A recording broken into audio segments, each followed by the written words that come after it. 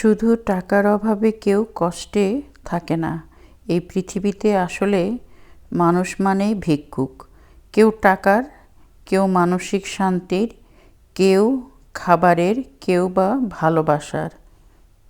নিজের জীবনকে নিজেই সাজিয়ে নিন। চাঁদ আর সূর্যের মধ্যে যেমন কোনো তুলনা হয় না, ঠিক তেমনি তোমার জীবনটাকেও অন্যের সাথে তুলনা করো না। যার যখন সময় আসবে সে তখনই জ্বলে উঠবে। আসসালামু আলাইকুম সবাইকে, কাছে বা দূরে যে যেখান থেকে আমার আজকের ভিডিওটি দেখছেন। আশা করছি আল্লাহর রহমতে সবাই ভালো আছেন, সুস্থ আছেন এবং নিরাপদে আছেন। আলহামদুলিল্লাহ, আমরাও ভালো আছি। নতুন একটা ব্লগ ভিডিও দেখার জন্য সবাইকে ওয়েলকাম করছি।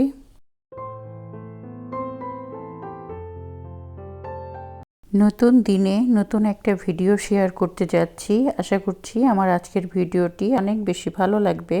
আর ভালো লাগলে ভিডিওটিতে আমার সাথে থাকার অনুরোধ রইল। যে সব আপুরা আমার ভিডিওগুলো পছন্দ করে দেখেন, ভিডিও শুরুতে একটা অনুরোধ রইল, প্লিজ একটা লাইক দিয়ে ভিডিওটা কন্টিনিউ করবেন। আজকের ভিডিওটা শুরু করলাম এয়ারপোর্ট থেকে, জার্মানির থেকে যেদিন আমরা এসেছিলাম সেই দিনের ভিডিও এটা। এয়ারপোর্ট থেকে আজকে ব্লগটা শুরু করলাম। আমরা ওয়েট করছি আমাদের মালগুলো, তো মালগুলো পেয়ে গিয়েছি। আমরা 12টার দিকে ল্যান্ড করেছিলাম, বাসায় আসতে আসতে প্রায় রাত 1:30 বেজে গিয়েছে। জাস্ট আমরা লাগেজগুলো রেখেই চলে আসলাম একটা রেস্টুরেন্টে, কারণ বাসায় এসে দেখি কোনো খাবার নাই। আর এখন এতটা রাত, প্রায় 2টা বেজে গিয়েছে, এই সময় তো খাবার রান্না করে খাওয়ার মতো অবস্থা নাই। আর এখন যদি ফোন করে যদি খাবার অর্ডার দিই সেটা আসতেও টাইম লাগবে। তাই আপনাদের ভাইয়া বলল চলো আমাদের বাসার কাছে একটা মান্দি রেস্টুরেন্ট আছে, সেখান থেকে আমরা কিছু খাবার খেয়ে আসি, দেখি খোলা আছে কিনা। তো এসে দেখি ওনাদের রেস্টুরেন্ট খোলা, 3:30 পর্যন্ত খোলা থাকে। তো এই যে আমরা মান্দিরে অর্ডার করেছিলাম, এখানে 6 জনের খাবার, এই পুরো প্লেটটা হচ্ছে 6 জনের জন্য। তো আমরা অর্ডার করেছিলাম। এখানে ফিশ আছে, গরু আছে, খাসি আছে, 2 রকমের চিকেন আছে। আর খেতে খুবই মজা। তো এসে যা খাবারটা পেয়ে যে ভালোই হলো, তা না হলে এত রাত্রে সবাই ক্ষুধার্ত। আর জার্মানিতে বললাম না, ওখানে হালাল ফুডের খুব অভাব, খুব বেছে বেছে আমাদেরকে খেতে হয়েছে। সবাই খুবই ক্ষুধার্ত ছিল, সবাই খুব তৃপ্তি করে আমরা এসে এখানে খেলাম। তো এই যে আমাদের খাবারটা ঠিকমতো বেড়ে দিচ্ছে, আমরা খেয়ে বাসায় যাব। তো রাত্রে 3:30টার মধ্যে আমরা ঘরে ফিরে এসেছিলাম। এসে সকাল 9টা-10টা পর্যন্ত ঘুমিয়েছি। তারপরে উঠে আমার মেয়ে যেহেতু এসেছে, তো ওর জন্য একটু পিঠা তৈরি করব। ও খুবই পছন্দ করে পিঠা, তো ভাবলাম একটু পিঠা তৈরি করি। আর দুপুরের দিকে আমার আর রান্না বান্না নেই, কারণ মান্দি তো আমরা খেয়ে শেষ করতে পারিনি। আমি বাসায় পার্সেল করে নিয়ে এসেছিলাম, তো সেটাই আমাদের দুপুরে হয়ে যাবে। তো এখন আমি একটু পিঠা তৈরি করছি, পাটিসাপটা পিঠা। আর এই পিঠাটা আমার মেয়ে খুবই পছন্দ করে, গুড় দিয়ে তৈরি করছি। আর এই গুড়গুলো আমার খেজুরের গুড়, আমি কুষ্টিয়া থেকে নিয়ে এসেছিলাম। তো সেই গুড় দিয়েই আজকে পাটিসাপটা পিঠাটা তৈরি করছি। আর আমার মেয়ে কানাডাতে এই পিঠাটা কিনে খায়, বলে মা তোমার মতো এত মজা হয় না। এটা শোনার পরে কোনো মাই তো আর ঠিক থাকতে পারে না। যত কষ্টই হোক না কেন, আমিও জার্নি করে এসেছি, আরও 6 দিন ওখানে ছিলাম, সব কিছু মিলিয়ে আমি একটু টায়ার্ড। তারপরেও মেয়ের জন্য আমি এই পিঠাটা তৈরি করছি।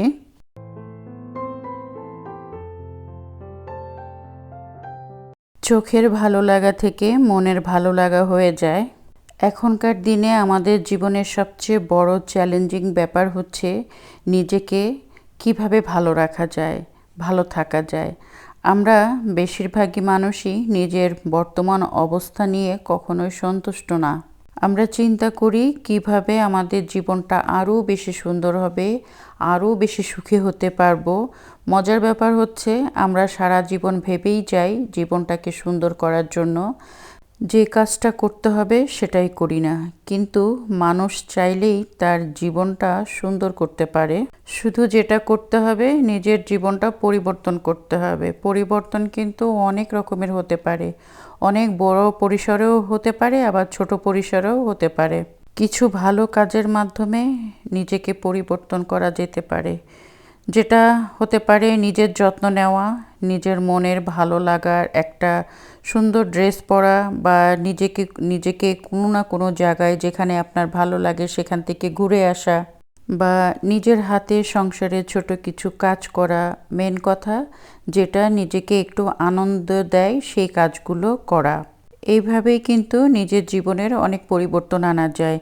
যাই হোক, কথা বলতে বলতে আমি কিন্তু বেশ কয়েকটা পাটিসাপটা পিঠা তৈরি করে নিয়েছি। আর মাশাল্লাহ খেতে অনেক ভালো হয়েছে, কারণ অনেক দিন পর পর করা হয় তো, যার কারণে হাতটা ঠিকমতো আসে না। আবার কয়েকটা করার পরে পিঠাগুলো খুব সুন্দর হয়েছিল। দুপুরে তো খাওয়া দাওয়া করলাম, আর আসার পরেই আপনাদের ভাইয়ের কিন্তু নাইট ডিউটি পড়ে গিয়েছে। আমি যেদিন এসেছি ওই দিনই রাতেই তার আবার নাইট পড়েছিল, সে নাইটে চলে গিয়েছে, তার ডিউটি শুরু হয়ে গিয়েছে। আমি আমার 2 মেয়েকে নিয়ে দুবাই মলে ঘুরতে চলে এসেছি। আসলে জার্মানিতে গিয়েছিলাম। জার্মানিতে কিন্তু এত আলোর খেলা নাই। একদম 4টা-5টা বাজলে অন্ধকার হয়ে যায়, তার মধ্যে ঝড় বৃষ্টি বরফ সব মিলিয়ে একটা অন্যরকম পরিবেশ। আর দুবাই শহর হচ্ছে জাঁকজমকপূর্ণ একটা মানে দেশ। এখানে যেদিকে তাকানো যাবে রাতের শহর তো খুবই সুন্দর।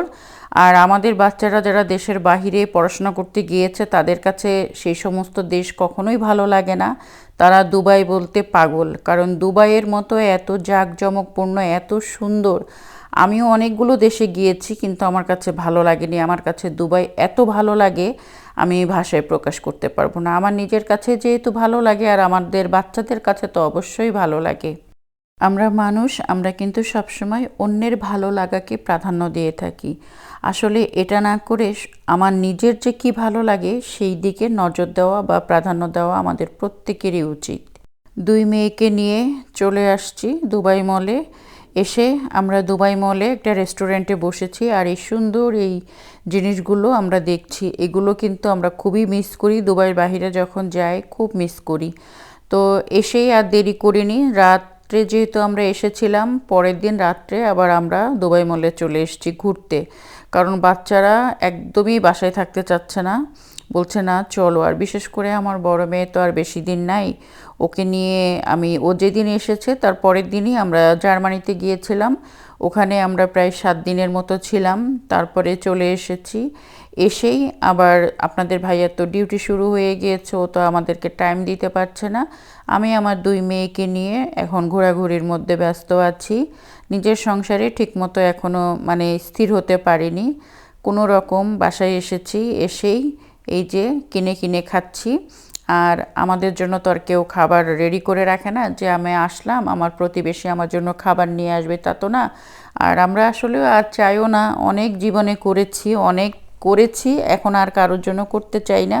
আর কারোর কাছে কোনো জিনিস আমরা আশা করি না। এখন যতদিন বাঁচবো চিন্তা করে নিয়েছি নিজের মতো করেই বাঁচবো। যাই হোক, এই যে মেয়েদেরকে নিয়ে ঘোরাঘুরি করছি আর খাওয়া দাওয়া নিয়ে এসে খাচ্ছি, এটাই হচ্ছে আনন্দ। আর আমি তো সব সময় বলবো, জীবনে আমরা টাকা পয়সা আমাদের অনেক কিছুই হবে, কিন্তু এই সুন্দর মুহূর্তগুলো কিন্তু আমরা কোটি টাকা দিয়েও কিনে পাবো না। তাই যে যতটুকুই আমাদের যাই আছে না কেন, পরিবারের সাথে সময় কাটানো, পরিবারকে সময় দেওয়া, এটাই হচ্ছে সবথেকে ভালো কাজ। আর মানুষকে হিংসা করে কোনো লাভ নাই। আমি তো আমার জার্মানির কয়েকটা ব্লগ ছেড়েছিলাম, আমার কিন্তু কোনো ভিউজ হয়নি। আমাকে যারা ভালোবাসে তারাও কিন্তু আমার ব্লগগুলো দেখেনি, আর যারা বাসে না তারাও কিন্তু দেখেনি। আমার ভিডিওগুলো দেখলেই বুঝতে পারবেন মানুষের পেটে পেটে কত হিংসা থাকে যে না আমার ভিডিওগুলো দেখবে না।